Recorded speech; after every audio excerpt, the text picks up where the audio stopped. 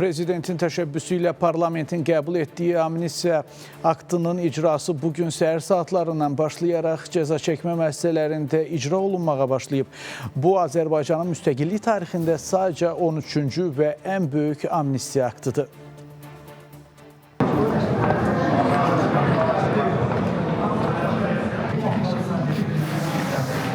Bugün onlar həyatlarının ən sevincli anlarını yaşayırlar.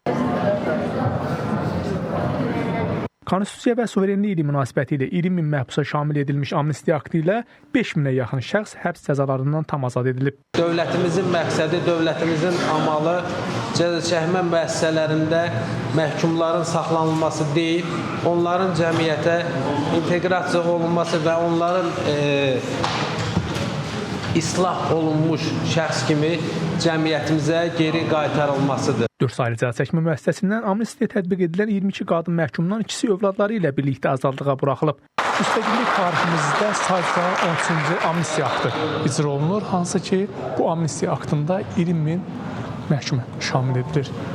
Bugün isə ümumilikdə cəza çəkmə müəssisələrindən 5 min məhkum amnistiya aktından yaralanacaq. 4 saylı cəza çəkmə müəssisəsində isə bugün 22 məhkum öz azadlığına qovuşur. Cəza çəkmə müəssisəsində övlad dünyaya gətirən bu məhkumlar törətdikləri əməllərə görə peşmanlıq hissi keçirsələr də, ölkə başçısının təşəbbüsü ilə həyata keçirilən amnistiya aktının onlara da şamil olunmasına görə sevinclərini gizlətməyiblər.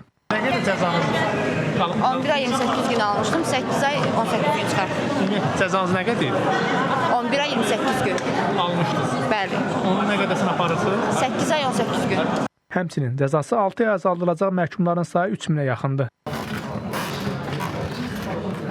4 saylı cəza çəkmə müəssisəsindən azadlığa qovuşanlar içərisində məşhur müğənni Dəniz Firidun qızı və Konqo vətəndaşı Sam Samu Jumi də var. Böyük sevinç hissidir. Ailəm adından, öz adımdan, cənab prezidentimizə, ailəm və özüm adımdan dərin təşəkkürümü bildirirəm ki, məni cəzanın çəkilməmiş hissəsini bağışladı və övladlarıma qovuşdurdu. O, ölkəmizə saxta pasportla keçmək istəyərkən saxlanılıb. Cəza çəkdiyi 1 il 3 ay müddətində dilimizi də öyrənməyə vaxt tapıb. 1 il 3 ay vardılar. Nə qədər aparırsınız özünüz? 9 ay yattı, 6 ay kaldı. Prezident Azerbaycan teşekkürler söylüyorum. Amnistiya düştüğü için çıkmaya. Onun için de çok teşekkürler söylüyorum. Qəbul edilən amnistiya aktı həbsdə olan yeniyetmə məhkumlara da şamil olunub. Ədliyyə Nazirliyi penitensiar xidmətin yetkinlik yaşına çatmayan şəxslər üçün nəzərdə tutulan cəza çəkmə müəssisəsində də aktın icrası həyata keçirilib.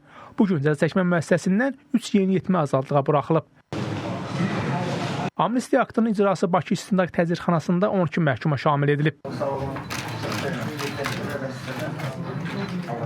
Prezident İlham Əliyevin amnisti qərarına görə ilk növbədə minnətdarlığımı bildirirəm. Mən, yaxınlarım və digər şəxslər çox sevincidir bu hala. Bugün icrasını başladığımız amnistiya sadəcə 13-cüdür.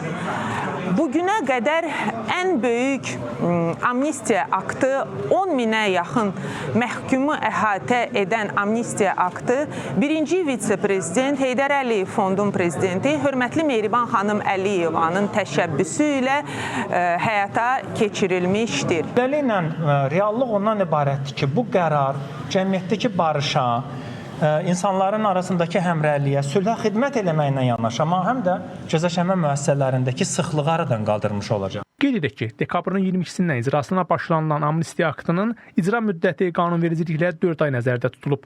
Rəşad Vəkiloğlu, İlkin Həsənov, Space xəbər.